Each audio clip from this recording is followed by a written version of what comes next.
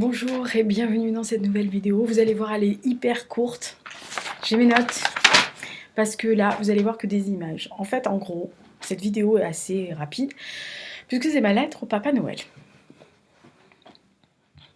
Oui, parce que le Papa Noël et moi, nous entretenons une relation assez spéciale. C'est-à-dire que j'ai beau dire au Papa Noël toute l'année, je veux ça, je veux ça, je veux ça, je veux ça, je veux ça, je veux ça, je veux ça. Le Papa Noël, généralement, il me fait un petit rappel 10 jours avant, en me disant mais tu veux quoi exactement pour Noël? Donc cette année, je lui ai préparé une vidéo Papa Noël en lui disant je veux ça. Donc une fois que tu as les images là et que tu peux regarder ce que je veux comme bouquin, je parle pas du reste, bah c'est top. Qu'est-ce que vous en pensez? Donc voici ma liste de livres que j'aimerais que le Papa Noël m'apporte. Je vous les montre, hein, vous allez voir. Alors je vais essayer, punaise. C'est la première fois que je vais faire de l'incrustation d'images. Alors je pense qu'à un moment donné, vous allez entendre ma voix et vous allez voir l'image. Je sais pas comment faire. Je sais pas comment splitter là pour mettre... je sais qu'il y en a plein qui font ça, qui mettent sur le côté l'image ici, vous voyez. Pendant qu'elle parle, on voit l'image. Enfin bref, si j'arrive à trouver, je fais. Sinon, je ferai comme je peux. Alors, premier livre, c'est un coffret de George Sand. Qui est paru chez Gallimard, qui rassemble ses romans, donc il y a écrit roman 1 et roman 2, qui est une... Le bruit, c'est General Hux qui vient de se jeter sur le tas de bouquins qui est à mes pieds. Oui, bah, General Hux, c'est General Hux. Donc c'est un coffret qui est paru chez Gallimard, qui est quand même un très très beau coffret. Alors le Papa Noël va sûrement hurler, d'ailleurs je profite, je bois en même temps, parce que le Papa Noël va gueuler, je vous le dis, parce que le coffret coûte 130 €. Ça, c'est Général Hux qui a faim. Hux, viens ici. Il a toujours faim, de toute façon, en gros. Donc ça, c'est un super beau coffret. Donc George Sand, Gallimard. Il est un peu cher. Il faut aimer George Sand. Hein, donc voilà. Ça, c'est des idées aussi pour vous. Deuxième, alors celui-là, je pense qu'il y en a beaucoup qui vont vouloir l'avoir. Ça s'appelle Rainbow Man. C'est sur David Bowie. C'est sur sa période 1967-1980. C'est par Jérôme Solini. Et avec une préface de Tony Visconti. C'est chez Gallimard aussi. Très belles images, très beau texte. David Bowie, quoi. En plus, c'est une période que j'aime beaucoup de Bowie. J'ai une période favorite de Bowie qui est la période où il était à Berlin. Franchement, c'est une période que j'aime beaucoup. Et puis David Bowie, quoi. Voilà, David Bowie. Voilà. C'est quelqu'un que j'aime beaucoup. Oui, la Général Hux. Alors, Monsieur Hux veut absolument être sur toutes les vidéos désormais. Donc, voilà. Hop. Vous voyez la taille de la bête? Vous voyez la taille de la bête? Voilà. Là, je vous le mets dans la version longue. C'est-à-dire c'est sa vraie taille, quoi. C'est ma petite panthère, quoi. Comme diraient certaines personnes l'appellent la panthère. Ah, ouais, oui, t'as raison, tu me mets-toi dans mes bras, c'est plus simple. Hein. T'es lourd, tu sais, 7 kilos, c'est un bon B. Donc je vous dis qu'il est pas léger, hein, la Général Hux. Voilà, il est bien. Donc ça, c'est David Bowie. Il partira quand il aura envie, hein, de toute façon, connaissant la bestiole. J'aime beaucoup David Bowie, j'aime beaucoup cette période-là, donc ça fait partie des livres que j'ai vraiment envie d'avoir. Voilà. Autre livre que j'ai envie, c'est un catalogue qui est aux réunions des éditeurs nationaux, donc généralement celui des musées, qui s'appelle Le Gréco, qui est de Jérôme Kenst, je crois, Kenst, ouais c'est ça, qui rassemble beaucoup d'images, de tableaux du Gréco. C'est un peintre que j'aime beaucoup. Qu'est-ce que tu veux faire, toi? Il va partir, là, il en a marre. Il est en hauteur. Ah non, je sais pas là. Si, il y a la gamelle qui l'attend. Donc c'est un peintre que j'aime beaucoup, le Gréco, et j'avais vraiment envie d'avoir un livre de ça. J'ai vu le catalogue, je trouve qu'il est très beau, donc voilà, il fait partie de ça. Toujours dans les catalogues, édité chez la Réunion des éditeurs nationaux. Cette fois-ci, c'est Édouard Degas à l'opéra de Henri Liorette. Évidemment, tous les tableaux, les dessins, les pastels, etc. qui ont été faits par Degas lors de ses stages à l'opéra de Paris. Donc pourquoi pas? Parce que alors après, Degas, c'est pas mon peintre préféré, attention, c'est pas du tout ça. Contrairement à ce que vous pouvez penser en voyant le tableau derrière, là, oh là là, je sais jamais quoi en faire. Claude Monet, c'est pas Claude Monet non plus. Moi, je suis très Constable, Sisley, de Boulogne, voilà, Caravage, bref. Je mets mes 2 gars sur cette période-là, c'est à voir, quoi. C'est quelque chose qui me plaît bien. Ensuite, alors, on passe après aux photos. Là, c'était les 2 peintres. Photos, j'ai vu le Sebastiano Salgado chez Taschen qui s'appelle Gold. Alors, Sebastiano Salgado, c'est un des photographes que j'aime beaucoup, comme McCurry, comme beaucoup, il y en a plein de photographes de guerre, là, il y en a quelques-uns qui me viennent, mais McCurry fait partie de ceux que j'aime le plus. Parce que bon, des gens comme Capa, Cartier-Bresson, tout ça, c'est des gens que j'aime beaucoup. Moi, j'aime beaucoup, vraiment beaucoup, les photographes reporters de guerre.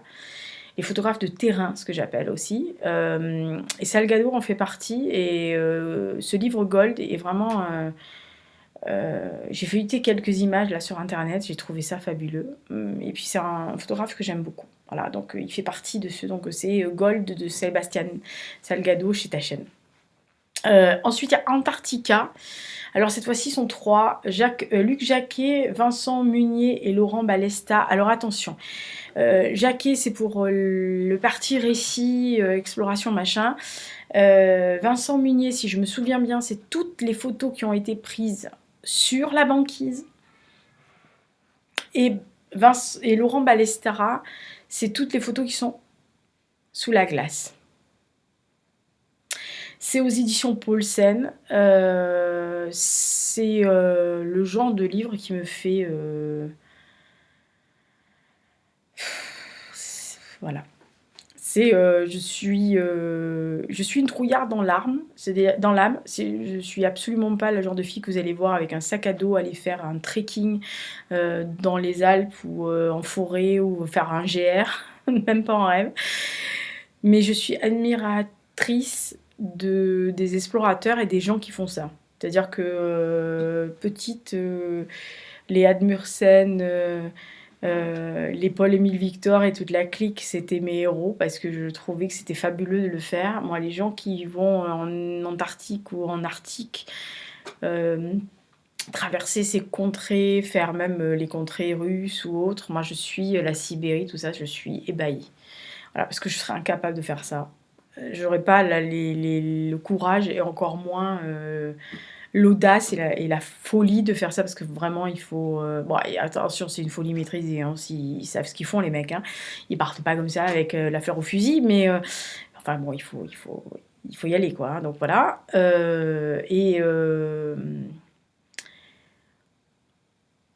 C'est Antarctica, c'est un beau livre. C'est un truc qui peut me faire vibrer pendant des heures. Je peux rester des heures à regarder des photos, donc je trouve ça magnifique. Voilà. Et puis en plus, il y a des chansons sur Antarctica que j'aime beaucoup, qui est une chanson de Duran Duran d'ailleurs. Ce truc qui a aucun rapport. Ah, alors, celui-là, si le Papa Noël me l'apporte pas, ça va mal se terminer pour le Papa Noël, hein. C'est un livre sur les photos de Henri Cartier-Bresson. Lorsqu'il était en Chine entre 1948 et 1949 et ensuite en 1958, qui est aux éditions Delpire. Ça rassemble alors les photos les plus connues de cette période-là, parce que quand même c'est un des photographes majeurs, hein, et des photos un peu plus, on va dire pas confidentielles, mais des photos qui sont moins connues. Moi j'adore Cartier-Bresson. J'aime ce qu'il a fait pendant la Seconde Guerre mondiale. Voilà, Cartier-Bresson et Capa, c'est 2 photographes qui m'ont toujours inspirée. Il y en a d'autres, hein, il y en a plein d'autres, mais quand je parle des anciens, franchement, c'est des gens qui m'ont toujours inspirée. Voilà, j'aurais aimé, dans une autre vie, j'aurais aimé être photographe de guerre. Voilà. Mais non, mais sérieux, en plus, voilà. Non, j'aspire à 3 choses. Je voulais être pirate de l'espace, sûrement pour épouser Albator. Je voulais être médecin légiste, ah, voilà. Et je voulais être photographe de guerre, ce qui était beaucoup plus logique pour moi. Je pense que c'était ce que vraiment je voulais faire. On va dire que Papounet et maman n'étaient pas trop d'accord pour leur fifi aille parcourir le monde avec un appareil photo en bandoulière sous les balles. Je sais pas pourquoi ça les a pas, ça les a pas fait sauter de joie quand je leur ai dit: «Mais moi je veux faire une école de photo parce que je veux être photographe de guerre». Ils m'ont regardé en me disant: «Alors tu vas être pirate de l'espace d'abord, hein, ça te gêne pas trop? Tu fais pirate de l'espace et après tu fais médecine si tu veux. Tu attends un petit peu pour photographe de guerre». Bon après j'ai fait des photos mais pas de guerre, voilà. Mais j'aurais aimé. Voilà, c'est quelque chose que pour moi, c'est les photographes de terrain, les photographes les reporters photographes pour moi sur le terrain sont hyper importants. On dit toujours selon la célèbre formule d'un magazine, le poids des mots, le choc des photos. Les mots sont importants. En tant qu'auteur, je ne peux pas dire le contraire. Les mots sont importants. En tant que femme de lecture, d'auteur et tout ce que vous voulez, je ne peux pas dire le contraire. Une photo, si elle est parlante, peut vous dire beaucoup plus qu'une quinzaine de lignes ou une quinzaine de pages. Et je pense que pour les photos les plus emblématiques qu'on a vues, qui font partie de notre collectif, et c'est pour ça que peut-être quelquefois les photos sur les couvertures des livres sont si importantes désormais, et même si moi j'aime pas trop ce côté étalage d'une super photo pour attirer le chaland, c'est pas trop mon truc. D'ailleurs les 2 derniers n'avaient pas de photos sur leur couverture, que ce soit Anne Brera ou La chute de Yann. Le prochain en aura une, mais et c'est sous la pression, hein, je vous le dis tout de suite, parce que je voulais pas trop le faire, mais bon, voilà. Mais je trouve que les photos sont hyper importantes, et notamment pour dénoncer certaines choses. Voilà, donc Cartier-Bresson a fait très bien son travail pendant des années, et il fait partie des photographes qui... il y en a plein d'autres, hein, mais je pourrais vous faire une vidéo que pour ça, si ça vous intéresse, mais je suis pas sûre que ça intéresse beaucoup de monde. Donc vraiment celui-là, si je l'ai pas, je pleure. Je vous le dis tout de suite, vous allez me retrouver en larmes au 26 décembre, parce que j'aurais pas eu mon Cartier-Bresson. Hein. Et ensuite le dernier, ça s'appelle L'expédition à la Pérouse, une aventure humaine et scientifique autour du monde. C'est de Bernard Jiménez, c'est chez Glénat. Alors moi Glénat, vous savez que j'aime beaucoup leurs BD, notamment les BD qui font historique sur la Seconde Guerre mondiale. D'ailleurs j'ai acheté le premier tome de l'armée de l'ombre. Je crois que c'est l'armée de l'ombre ou l'armée des ombres. Non, l'armée de l'ombre. Donc chez Glénat aussi. Donc là, c'est un livre sur l'expédition de la Pérouse. Là. Moi, j'aime. Ouais, c'est pareil, c'est des explorateurs. Ce type, hop, allez, vas-y, va voir de l'autre côté du monde si on y est, etc. Parce qu'à l'époque, il faut. Alors après, il faut remettre dans son contexte, hein, il faut savoir que c'était aussi dans une période où on ne savait pas ce qui se passait au fond, on ne connaissait pas tout, pas le monde avait été cartographié, pris par satellite, etc. Donc on ne savait pas ce qui se passait de l'autre côté de la Terre. La Pérouse, quoi. La Pérouse. Donc je pense que tout le monde a entendu parler de la Pérouse, tout le monde a entendu parler de la boussole et tout ça. Donc moi je pense que c'est des choses, c'est des livres qui m'intéressent, parce que c'est des livres que même si je connais l'histoire, même si je sais ce qui s'est passé, etc., ça me fait rêver. C'est le côté explorateur qui me fait rêver, et c'est quelque chose qui... si un jour vous voulez m'acheter un livre sur un explorateur, ou si un truc sur une expédition,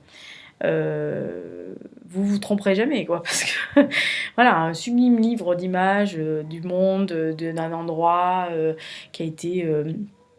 j'en ai vu un il y a 2 ans, je l'ai acheté d'ailleurs, sur la Sibérie, que j'ai trouvé, il faudrait que je le trouve. Ah non, il est en Dordogne.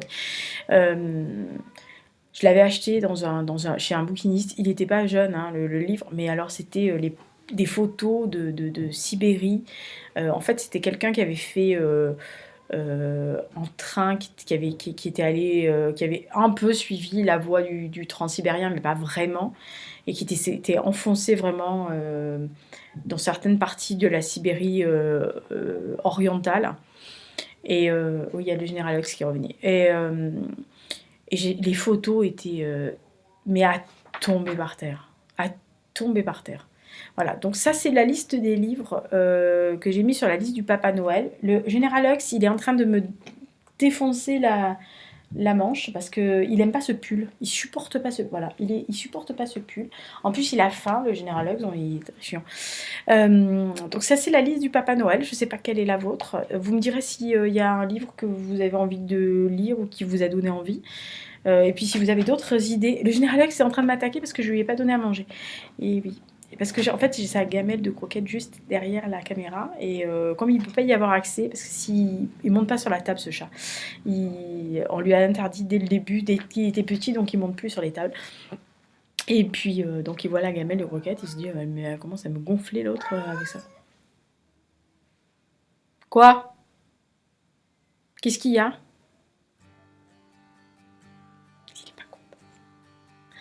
Voilà, donc c'était ma liste au Papa Noël. J'espère que ça vous a plu, j'espère que vous avez des idées, j'espère que le Papa Noël va vous gâter. Et si vous avez une liaison avec le Papa Noël, vous lui dites que le quartier Bresson est quand même parmi ceux qui sont présentés là, ce serait l'idéal. Vous voyez, le cadeau... Oh! Tu t'es obligé d'ameuter le quartier ou... Voilà. Il est 7,2 kg et s'il mange pas, il tuerait père et mère lui pour bouffer.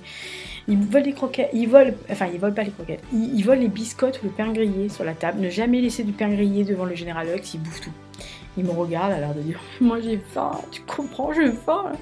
Bref, cette vidéo part en live. Allez, je vous embrasse, je vous souhaite une bonne semaine. On se retrouve donc bientôt, parce que ça c'était la lettre au Papa Noël.